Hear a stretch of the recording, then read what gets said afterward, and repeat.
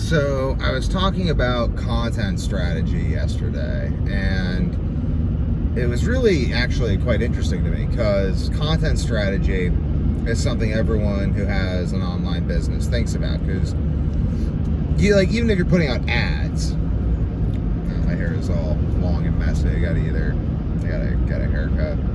But basically, if you're doing ads are content. So we'll just start from a base perspective of there's basically, I guess there's two perspectives when it comes to content online. I think that the perspective you have kind of determines how you're gonna go with content online. So I'll just talk about myself and my own experience with content online. So I first started making content online, I guess Instagram, my own personal Instagram, or maybe Twitter. I think Twitter was probably the first social media I had. So that's content. And I was writing funny tweets for people in my high school because I wanted to get people in my high school to follow me so I could feel popular. And I got a few people to follow me, and it was just kind of, I was I'll make a Twitter, and it's kind of interesting. I was it's actually harder to get people to follow you than I thought. And that was kind of the end of that. I never really pursued Twitter beyond that. And then I guess I made Instagram later, and Instagram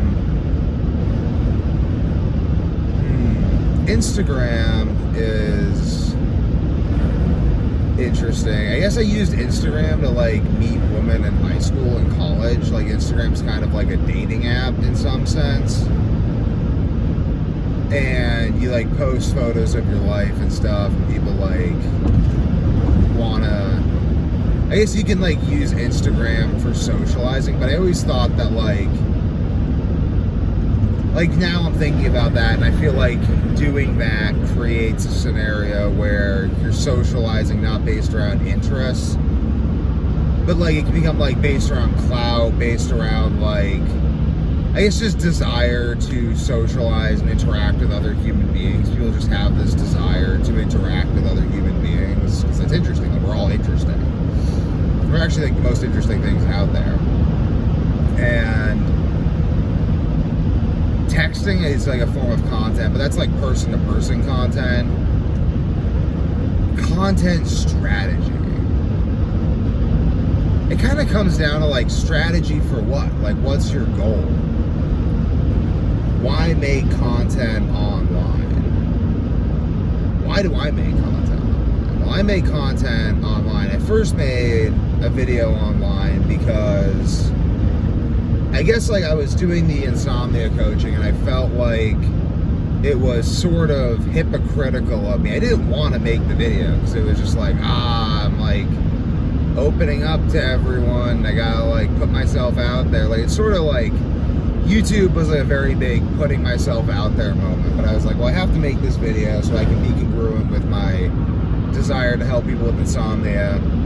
And I made the video, and then I ended up getting clients through the video. I got paid because I made the video. Because I had a product, I guess, because I had a product. So I ended up getting paid. But it wasn't a very direct thing, because I later made other videos. I was oh, I wonder if I can make YouTube into a business. And I really couldn't make YouTube into a business. YouTube really isn't a business unless you're just into media production. You're just I love making media for the sake of media attention.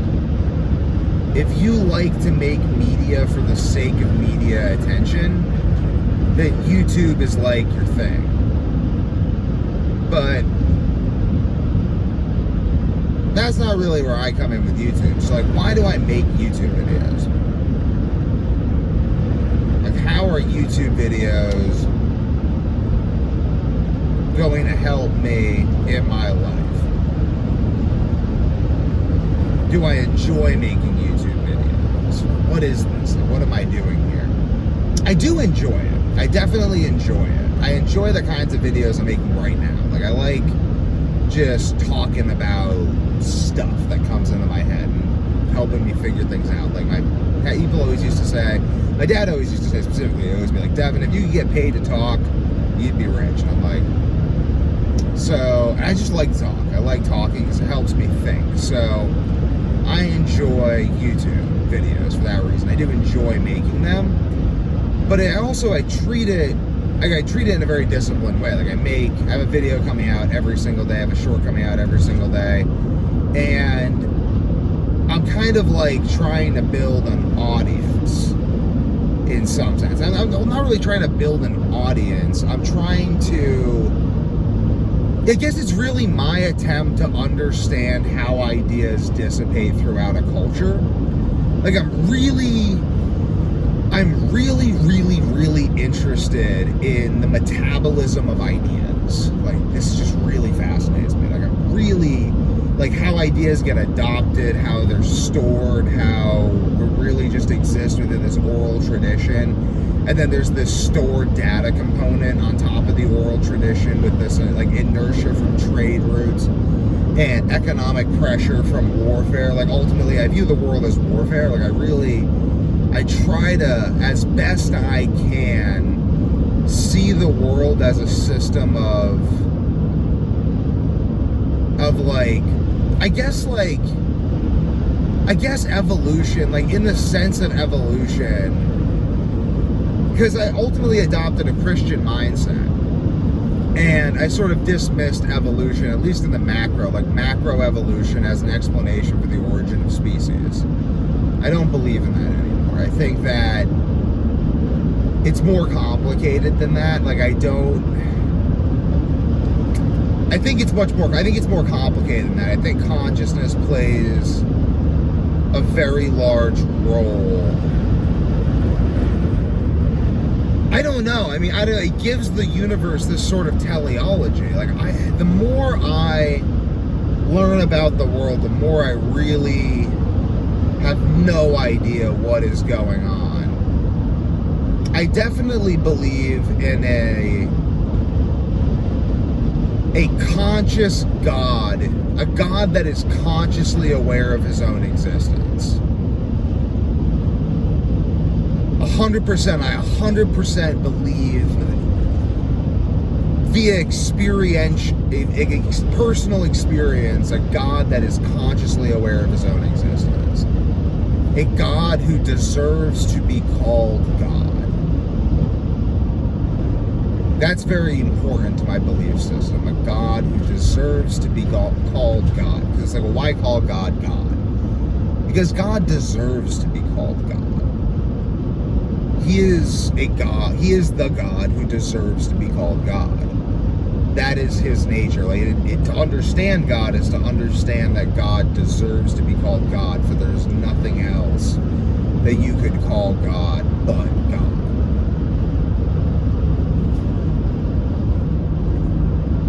That being said, I spend the majority of my time wondering why God allows all the things that happen to happen. Like, I just spend all my time being like, I know, like, I've experienced God, and I trust that experience more than anything else in my life. Because that was what I was trying to experience, and that was ultimately what led me to experience God, was the attempt to experience, through an entire orientation of my life, that which I could trust beyond all else. So it's very definitional in that sense. That's one purpose of making these YouTube videos. I get to talk about this. Because I have to create a space to talk about this. Because otherwise I won't talk about it. Or like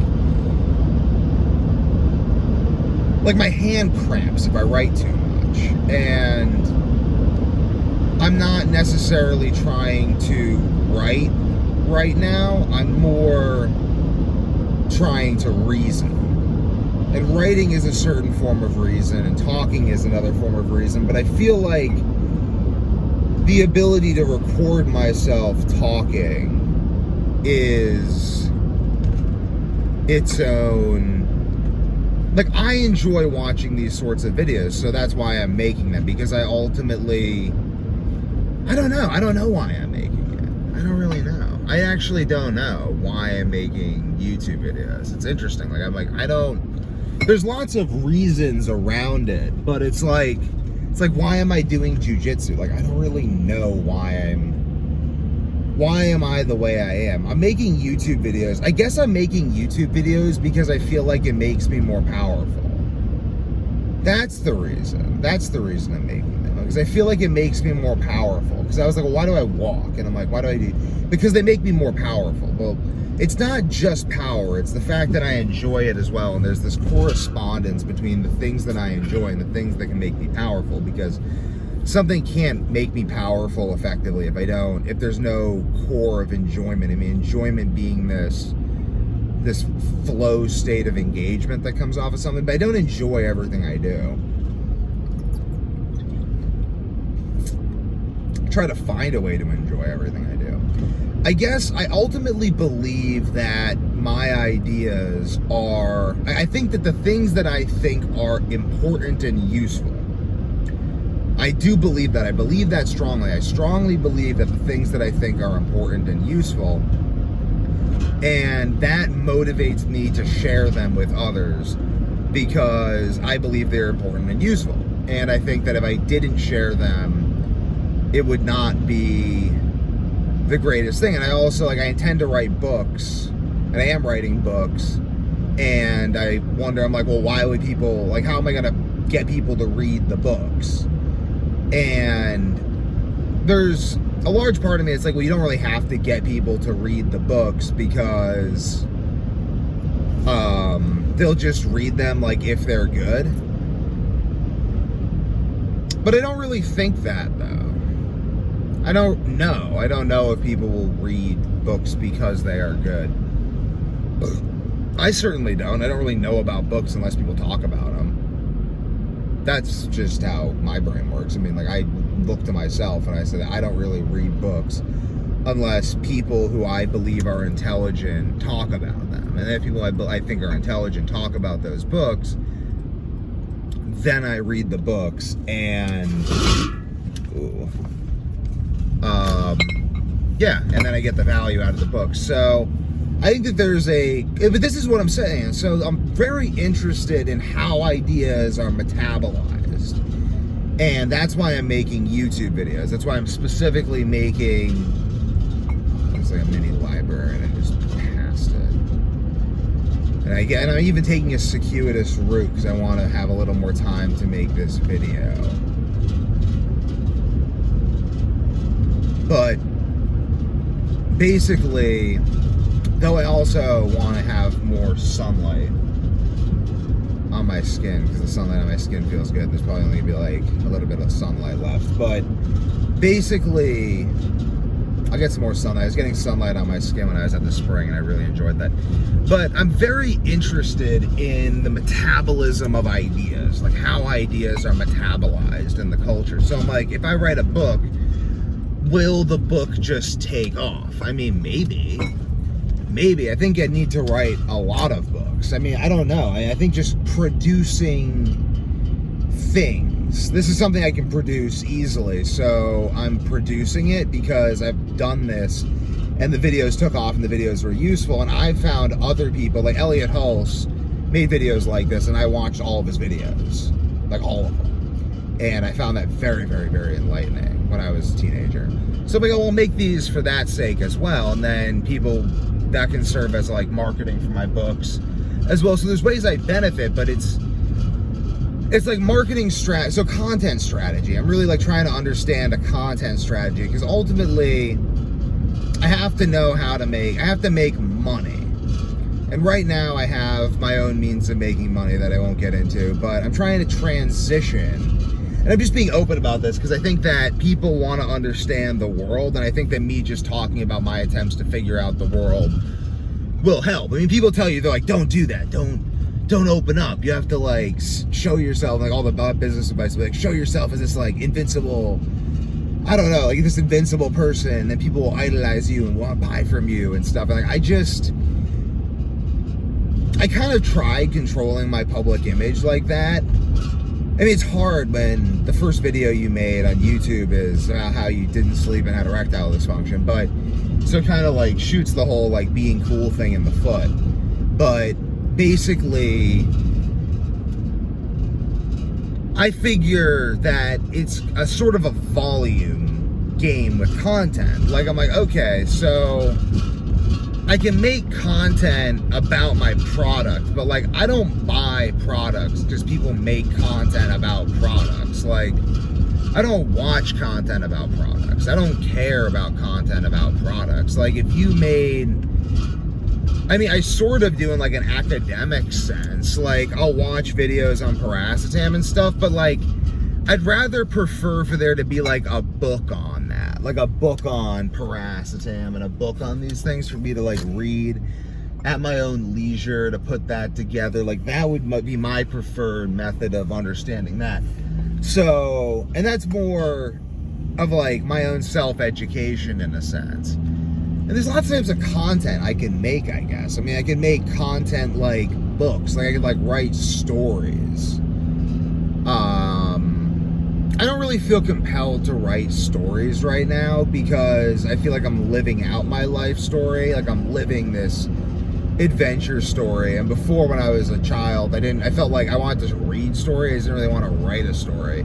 And then around the time after I stopped like reading, I just read enough that I was like, I need to have my own adventure. And now I'm very much having my own adventure. And maybe when maybe I'll write adventure stories later, but I don't know. I mean, maybe I'll just keep having adventures. Like, I like having adventures as well. I really love fantasy and fiction and written stories, and I have a lot of respect for communicating ideas in that way. I guess I just should do things that I get a thrill out of, that make me feel alive, because there's lots of different ways to make people aware of yourself, I guess. Like, John Green's written stories, and but he wrote stories after the period of time where I believe he was most active. I don't really know what John Green's doing now, but who knows. So I think about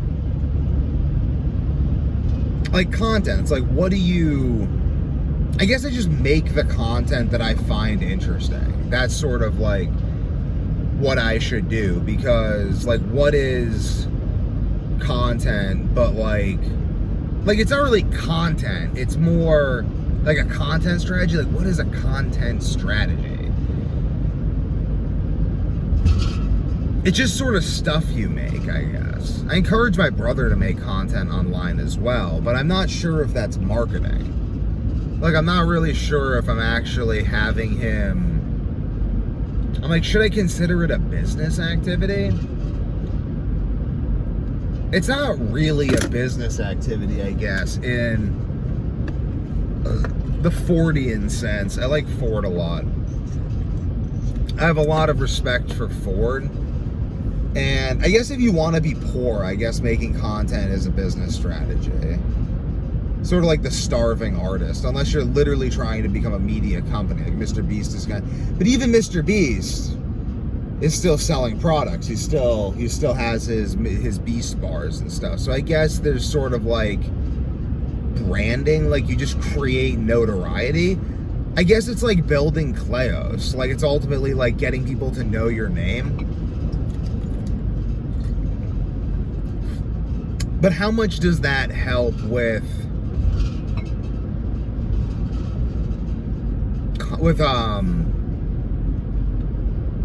actual like return on investment and money? Because I've bought from Elliot Hulse. I bought like his book and something. Like, I bought like a few things, but like I haven't really bought that much from him. So if I'm making these videos to get people to buy things, I just don't really think that that's necessarily a great strategy. But it also could be a great strategy.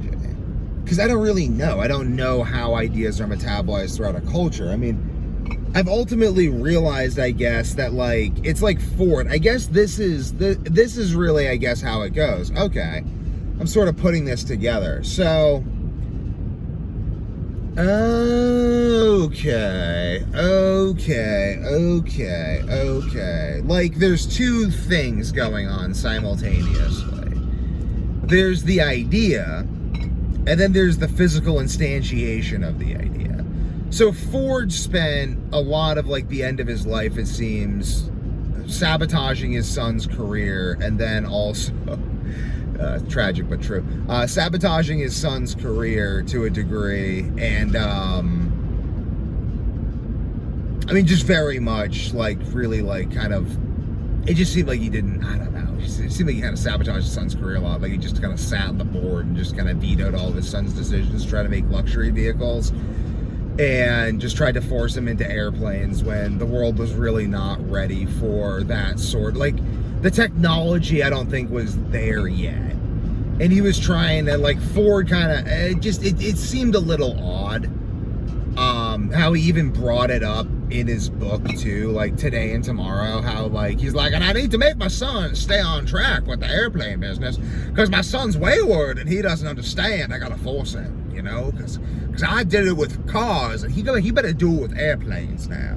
But I have so much respect for Ford though. Like, it's hard. I don't know. It's hard. I guess, like, I don't know. I mean, I guess it's just hard to be a good, maybe, like, their brains weren't working because they weren't eating well enough. I don't know. Like, whatever. I guess it's ultimately my own error for trying to figure out other people's messed up lives because I should figure out my own life. But, and then they haven't even hired me to be their therapist or something, and I'm talking about it on YouTube.